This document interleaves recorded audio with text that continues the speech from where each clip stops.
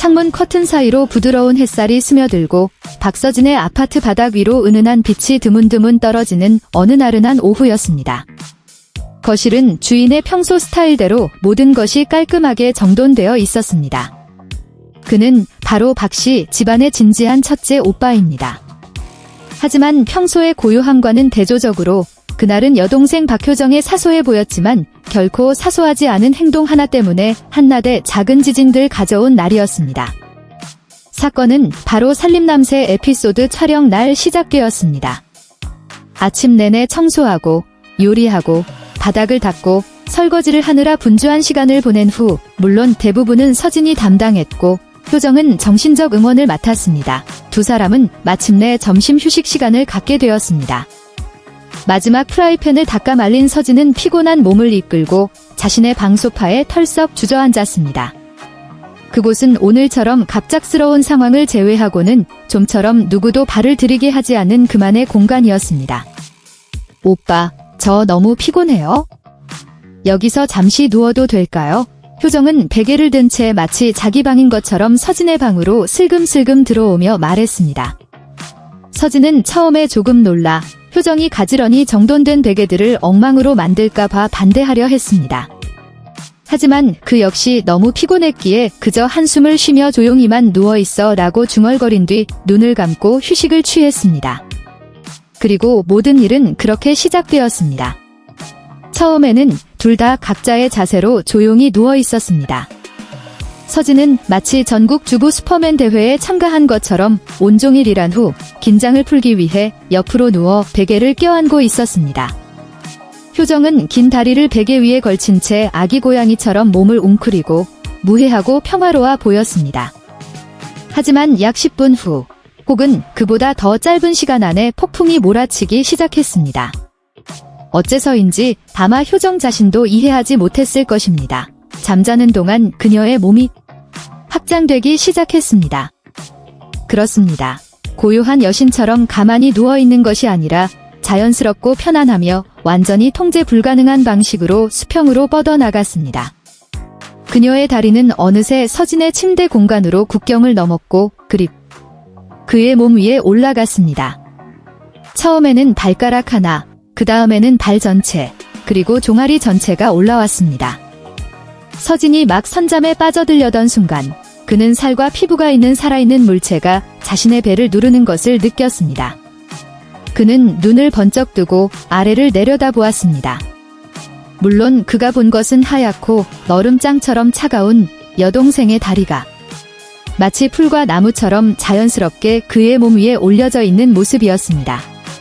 서진은 몇 초간 몸이 굳었습니다.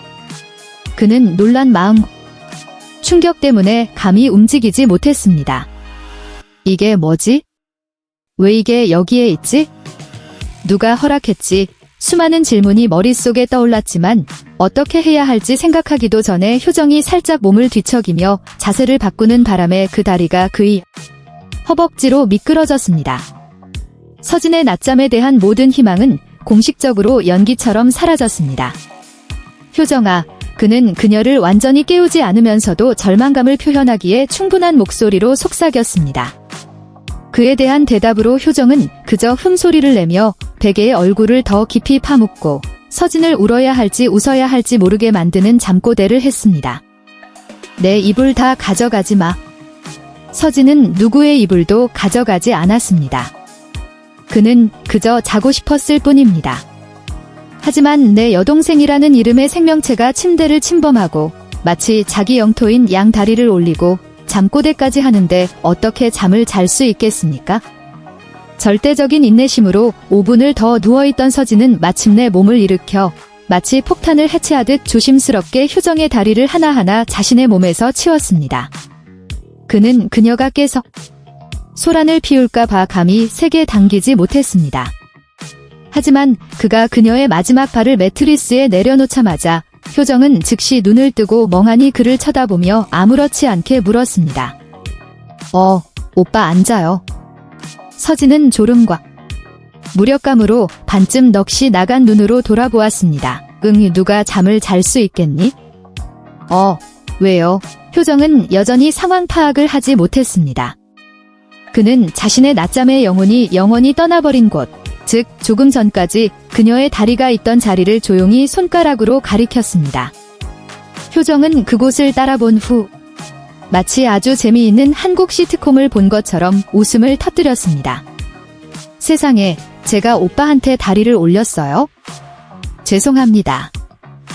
너무 깊이 잠들어서 몰랐어요. 그래도 뭐 별로 무겁지 않았죠? 서진은 대답하지 않았습니다. 그는 한숨을 쉬고 방을 나와 마치 급히 절을 시켜야 하는 사람처럼 얼음물 한 잔을 가지러 갔습니다. 그날 이후 살림남 제작진 모두가 이 이야기를 알게 되었습니다. 어떤 사람은 웃었고 어떤 사람은 서진을 동정했습니다.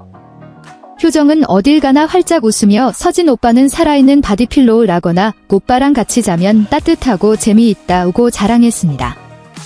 한편 서진은 한 주 내내 화제의 중심이 되었고 여동생이 있다는 것은 남자 인생의 가장 큰 시련이다라는 말에 살아있는 증거가 되었습니다.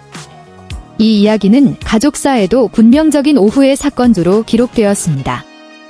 그들의 어머니는 비하인드 영상을 다시 보며 웃음을 터뜨렸습니다. 쟤는 어릴 때부터 잠버릇이 험했어요. 어렸을 때는 한밤중에 오빠 얼굴을 발로 차기도 했답니다. 이 말을 들은 서진은 마치 전쟁터에서 돌아온 군인처럼 이마에 얼음주머니를 댄 채 고개를 저을 뿐이었습니다.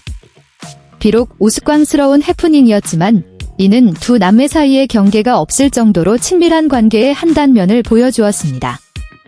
효정이 걱정 없이 자고 다리를 올리고 침대를 차지할 수 있었던 이유는 그녀의 마음속에 서진은 단지 오빠일 뿐만 아니라 그녀가 안심하고 쉴 수 있는 가장 안전한 장소였기 때문입니다. 서진 또한 피곤하고 졸리고 다리에 깔려 뼈가 부러질 뻔했지만 차마 여동생을 깨우지 못했습니다. 그는 이런 사소한 순간들이야말로 그들의 가족을 진정으로 특별하게 만드는 것임을 이해했기 때문입니다. 그렇게 평범한 어느 오후는 전설이 되었습니다. 한 남자의 잠을 설치게 한 달이 올리기 제대한 전설이자 사랑하는 사람들 사이에 울어야 할지 웃어야 할지 모를, 그러면서도 깊고 따뜻한 애정의 증거가 되었습니다.